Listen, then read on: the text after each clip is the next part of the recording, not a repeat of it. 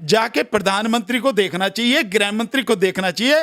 अरे जिस गुजरात मॉडल का ढोल पे के चांद पे रख के तुमने पूरी दुनिया को पागल बनाया, ये जो मीडिया, तुम्हारा गोदी मीडिया और ये तुम्हारे पूंजीपति लोग, इन्होंने मिलकर, तुमने सबने मिलकर जो ये दुनिया के सामने, देश के सामने, देश की जनता के सामने झूठ का आडंबर खड़ा किया, पहले उसमें जाके देखो। आप किस सफाई अभियान की बात करें, आप शौचालयों के गड्ढे गिना दिए आपको।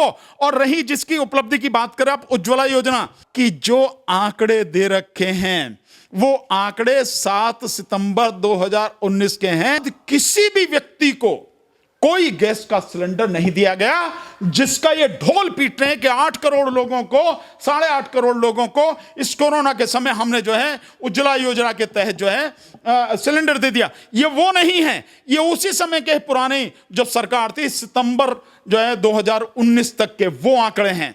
तो ये बताओ कि देश को बेचना उपलब्धि है क्या? सब कुछ बेच दिया तुमने। ये जो तुमने 20 लाख करोड़ के पैकेज की बात करी, उसमें आखिरी दिन सब कुछ आपने निजी हाथों में छोड़ दिया। और अगर प्रधानमंत्री सुने तो और भी बड़े उनकी समझ में आ जाएगा। जिस गुजरात मॉडल की बात कर रहे हैं, उस गुजरात मॉडल का जो अहमदाबाद सिविल हॉस्पिटल है, वो सिविल हॉस्पिटल गंदगी का ढेर बना हुआ है। ये एक डॉक्टर ने रिपोर्ट दी हाई कोर्ट को, तब हाई कोर्ट ने, गुजरात हाई कोर्ट ने सुमोटो एक्शन लिया और उसके बाद सरकार से पूछा ये क्या हाल है। इनको नहीं गिनाएंगे। जो मौतें हुई हैं वो रेलवे वाली, जो रेल से कट के मरे वो, जो सड़क पे चलते हुए मरे वो, जो ट्रक के नीचे दब के मर गए हैं वो, जो बच्चे मरे हैं वो, जो भूख से मर रहे हैं वो, गर्भवती महिलाएं जो पैदल चल रही हैं, इसे उपलब्धि में नहीं गिनाएंगे।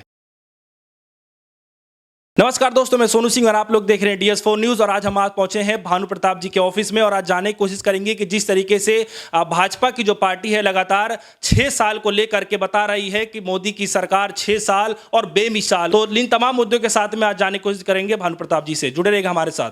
सर, अभी भाजपा के 6 साल पूरे हुए हैं कार्यकाल को लेकर के, पहले प्रधानमंत्री नरेंद्र मोदी का जो कार्यकाल है उसको लेकर के आप क्या कहना चाहेंगे? नहीं, प्रधानमंत्री का जो 6 साल है, आप 6 साल की कह रहे हैं, लेकिन जो सरकार मना रही है वो इस दूसरे टर्म का 1 साल मना रही है।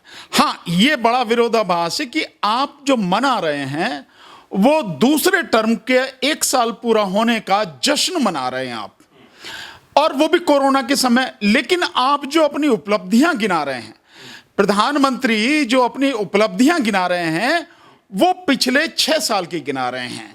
यानी उसमें जो मैक्सिमम जो पोर्शन है वो है जो पिछले 6 साल में, यानी पहला जो टर्म रहा 5 साल का 2014 से 19 तक का, मैक्सिमम उसमें सारी वो चीजें गिनाई हैं। चाहे उज्ज्वला योजना हो, चाहे सौभाग्य योजना हो, और चाहे जो जनधन खाते वाली हो, चाहे किसानों के जो इंश्योरेंस की बात हो, फसल बीमा की बात हो, चाहे टॉयलेट की बात हो, और जितनी भी बाकी सारी चीजें वो सब वो गिनाई गई हैं।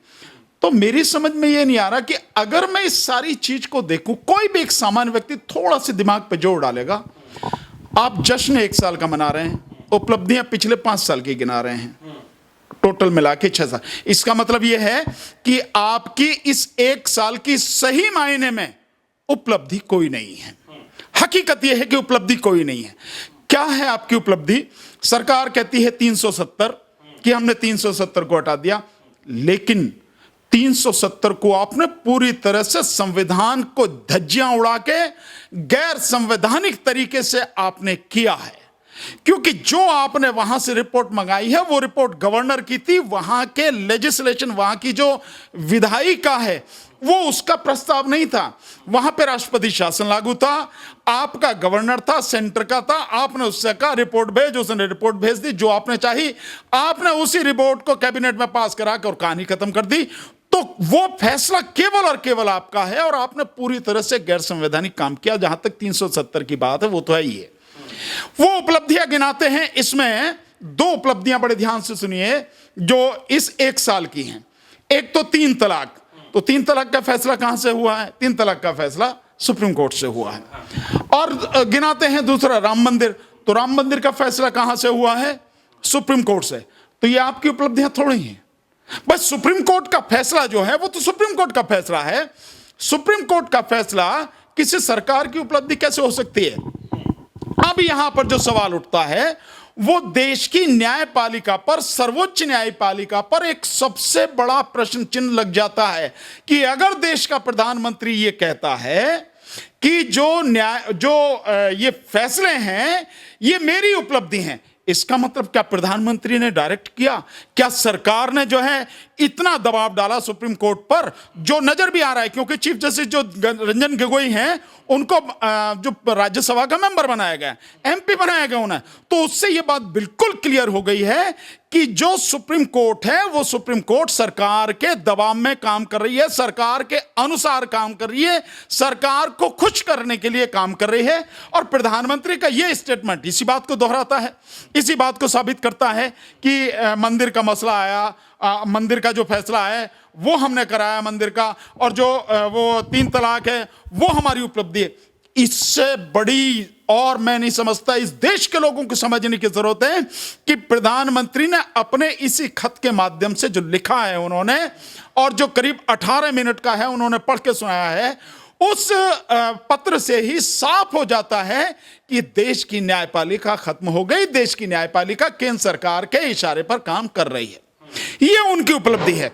दूसरा, और इसमें वो उपलब्धि जो गिनाएंगे नहीं, जो यूएपीए है, जो यूएपीए कानून है जिसके तहत अब देशद्रोह के मुकदमे में करीब 850 के लगभग जो लोग हैं, और उनमें बहुत जो लोग हैं वो लोग हैं जो सीएए, एनपीआर और एनआरसी के विरोध में आंदोलन कर रहे थे, लगातार कर रहे थे। ऐसे सामाजिक कार्यकर्ताओं को लगातार उठाया गया है, जिसमें जो सफूरा जरगर जैसी जो 3 महीने की जो गर्भवती महिला है, जिसका कोई कसूर नहीं, जिसका दंगों में कोई हाथ नहीं, और हकीकत में दंगों में जिनका हाथ है, दंगों में जो लोग शामिल थे दिल्ली दंगों में, उन पे किसी को नहीं हाथ डाला गया, उनमें किसी को नहीं पकड़ा गया।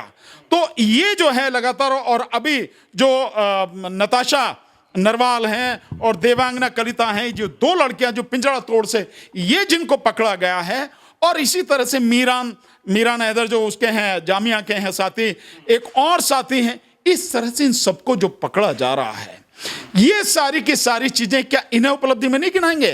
तो ये जो यूएपीए कानून के तहत ये सारा अत्याचार किया गया, और कश्मीर में जो 370 हटाया, अभी भी वहां पर हालत यह है कि अभी पूरी तरह से खोला नहीं गया। तो इतना बड़ा अन्याय और अत्याचार किया गया, इस स्टेट को आपने यूनियन टेरिटरी बना के रख दिया, इससे उपलब्धि नहीं गिनाएंगे। और इसमें इस समय की जो बात है, इस समय में कोरोना को जिस तरह से इस सरकार ने बुरी तरह से जो हैंडल किया है, और उससे अपनी उपलब्धि गिना रही है। आप समझिए कि जिस 30 जनवरी को देश में पहला केस आया था, हकीकत में उसी दिन जो अंतर्राष्ट्रीय फ्लाइट है वो बंद कर देनी थी, लेकिन करती कैसे? क्योंकि जो चापलूसी करनी थी, ट्रंप की जो चापलूसी करनी थी, उसे जो बुला रखा था 25 फरवरी को जो कार्यक्रम होना था अहमदाबाद में, और आज अहमदाबाद की क्या बुरी हालत है, तो उसकी वजह से वो सब नहीं किया गया। इसी बीच में जो सरकार वो बनाते रहे, मध्य प्रदेश में जो सरकार बनाते रहे, और 23 तारीख तक वो चलता रहा, 23 मार्च तक, 24 मार्च को जो लॉकडाउन हुआ है। ये जो सारी की सारी चीजें हैं कि एमएलए को खरीदना, उनको तोड़ना, ये कांग्रेस की सरकार को गिनाना, अपनी सरकार बनाना, ये जो सारी गतिविधियां रहीं, शुरू से ही इस सरकार ने इसकी तरफ से बहुत ही बड़ा बेरुखी का सा उसका माहौल रहा, और बहुत ही आंख मूंद कर इसने वो किया। ये जो सारी चीजें, इन्हें क्यों नहीं गिनाती है सरकार इस उपलब्धि में, जिसकी बात करी उपलब्धि की? और इसे क्यों नहीं गिनाती है कि अब तो कोरोना संकट है, इस कोरोना संकट से पहले ही इस देश की आर्थिक दशा जो है गर्त में जा चुकी है। ये आरपीएफ की वो है रिपोर्ट, 80 लोग रेलवे में मरे हैं। ये तो 18 दिन की रिपोर्ट है। आरपीएफ कह रही है कि जो और रिपोर्ट आनी है वो तो अलग बात है, अभी नहीं कह सकते कि जो स्टेट्स आएंगे उनकी क्या हालत होगी। इन हालातों को इनको नहीं गिनाएंगे। जो मौतें हुई हैं वो रेलवे वाली, जो रेल से कट के मरे वो, जो सड़क पे चलते हुए मरे वो, जो ट्रक के नीचे दब के मर गए हैं वो, जो बच्चे मरे हैं वो, जो भूख से मर रहे हैं वो, गर्भवती महिलाएं जो पैदल चलनी है, इसे उपलब्धि में नहीं गिनाएंगे।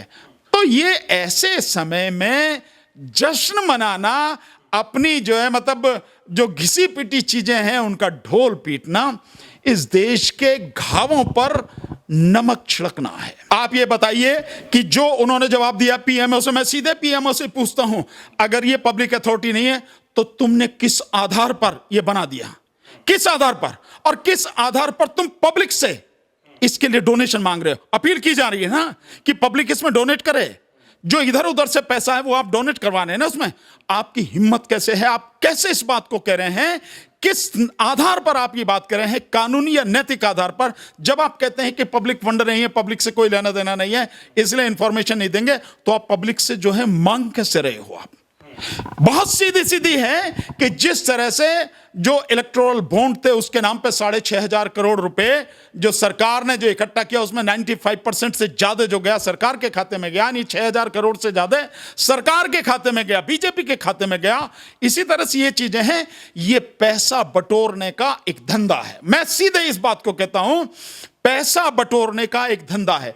जब अगर आप मौतों के जंगल में, भूख से, प्यास से जो रेल में हो रही हैं, सड़कों पे हो रही हैं, और घरों में लोगों की मौतें हो रही हैं, अगर भूख प्यास एक्सीडेंट में हो रही हैं, रेल से कट के मर रहे हैं, अगर भूख प्यास के कारण, परेशानी के कारण जो मौतें हो रही, इस मौत के जंगल में या शमशान घाट में बैठ के आप जश्न मनाने की बात करें, तो इससे ज्यादा दुर्भाग्य की बात और क्या हुई? दूसरी बात, जिस सफाई अभियान को ये गिना रहे हैं, बहुत रिसेंट उदाहरण आपको देता हूं, आपके और सबके लोगों की समझ में आ जाएगा, और अगर प्रधानमंत्री सुने तो और भी बड़े उनकी समझ में आ जाएगा।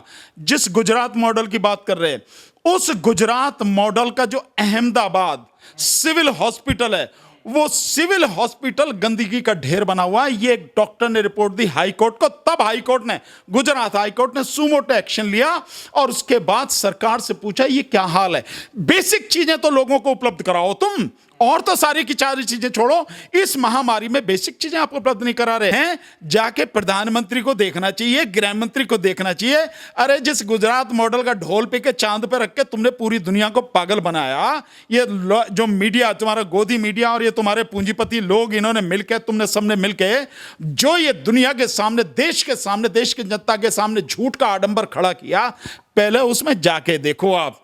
और तुम्हारा सफाई अभियान और तुम्हारी ये सारी चीजें तब कहां जाती हैं जिस समय यह कहा जाता है कि गुजरात में मेडिकल फैसिलिटी है ही नहीं। और ये मैं नहीं कह रहा, आप इससे समझ लीजिए कि सरकार ने कहा, खुद ये सरकार का स्टेटमेंट है, सरकार ने जो एम्स के जो डायरेक्टर है रणदीप गुलेरिया, उनको और एक डॉक्टर को, उनको कहा कि भाई जाके जरा वहां जाओ, उनको बताओ, उनको समझ नहीं आ रहा कि कोविड में किस तरह से हैंडल करें। तो यही स्थिति है आपकी। किस पे नाज कर रहे हैं आप? किस सफाई अभियान की बात कर रहे हैं आप? शौचालयों के गड्ढे गिना दिए आपको। और रही जिसकी उपलब्धि की बात करें आप, उज्ज्वला योजना, साइट पे जाके देखो, प्राइम मिनिस्टर की साइट पे, वहां लिखो प्राइम मिनिस्टर उज्ज्वला योजना। उस उज्ज्वला योजना में आपको मिलेगा कि जो आंकड़े दे रखे हैं, वो आंकड़े 7 सितंबर 2019 के हैं कि 8 करोड़ से कुछ थोड़े से ज्यादा है, उतने लोगों को गैस मिली। और उनमें भी जो 75% लोग हैं, 75 या 80% लोग हैं, वो उनके पास इतना भी पैसा नहीं कि वो दोबारा जाके गैस का सिलेंडर भरवा लें। ये साइट पे है, प्रधानमंत्री की साइट पे है, जो गवर्नमेंट की साइट है उस पे, मैं अपनी तरफ से आंकड़े नहीं दे रहा हूं, ये स्थिति है। तो तुम्हें शर्म। और उसके बाद किसी भी व्यक्ति को कोई गैस का सिलेंडर नहीं दिया गया, जिसका ये ढोल पीट रहे हैं कि 8 करोड़ लोगों को, 8.5 करोड़ लोगों को इस कोरोना के समय हमने जो है उज्ज्वला योजना के तहत जो है सिलेंडर दे दिया। ये वो नहीं है, ये उसी समय के पुराने जो सरकार थी, सितंबर जो है 2019 तक के वो आंकड़े हैं। तो प्रधानमंत्री एंड कंपनी जितने भी हैं, चाहे गृह मंत्री, झूठ बोलने के अलावा दूसरा तो कोई काम है ही नहीं। तो झूठ को आप उपलब्धि कहेंगे, लोग कहें तो कहें, हाँ बीजेपी क्योंकि झूठ पर ही टिकी हुई है, झूठ पर ही बन के आई है। तो ये बताओ कि देश को बेचना उपलब्धि है क्या? सब कुछ बेच दिया तुमने। ये जो तुमने 20 लाख करोड़ के पैकेज की बात करी, उसमें आखिरी दिन सब कुछ आपने निजी हाथों में छोड़ दिया। कोल का फील्ड छोड़ दिया, जो कोर है, कोर जो सेक्टर है हमारे, जिसमें कोल है वगैरह और भी सीमेंट है और वो सारी चीजें, वो आपने पूरी खोल दी, सब प्राइवेट हाथों में दे रहे हो, सरकार कुछ नहीं करेगी। तो ये बताओ तुम्हारी जरूरत क्या है? तुम्हें आता नहीं कि भैया मैं तो दे रहा हूं इस्तीफा, मेरी जरूरत नहीं है, सरकार की जरूरत नहीं है, क्योंकि मैंने सब कुछ प्राइवेट हाथ में दे दिया। तो जब प्राइवेट है यही कराएंगे, जो भी करना है यही करेंगे, मेरी क्या जरूरत है, सरकार की कोई जरूरत नहीं, खत्म कहानी आज से सरकार और ये चुनाव खत्म। हिम्मत है क्या उसमें? और हर व्यक्ति से मैं ये कहना चाहता हूं कि पूछे हर व्यक्ति, जब सारी चीज आपने प्राइवेट हाथों में दे दी, जब सब कुछ आपने बेच दिया, एक भी चीज आपने बनाई नहीं, 56 के लगभग जो पब्लिक सेक्टर के जो उद्योग थे सब आपने बेच दिए, सब आपने पूरी तरह से बर्बाद कर दिए, और बर्बाद करके अब आप उन्हें बेच रहे हैं, आपने बनाया कुछ नहीं। कैसे आप, पहली बात तो यह है कि पब्लिक का जो सारा वो फंड, आप जो सारी चीजें हैं कैसे बेच सकते हैं, फिर भी आपने बेशर्मी से और तानाशाही से बेच भी दी, तो आप इसे उपलब्धि कैसे बता रहे हो? बनाना उपलब्धि हो सकती है, मिटाना कहां से उपलब्धि हो गई भाई? बर्बाद करना, आबाद करना तो उपलब्धि मैं मानता हूं, बर्बाद करना उपलब्धि कहां है? आपने इस देश की जनता को बर्बाद कर दिया,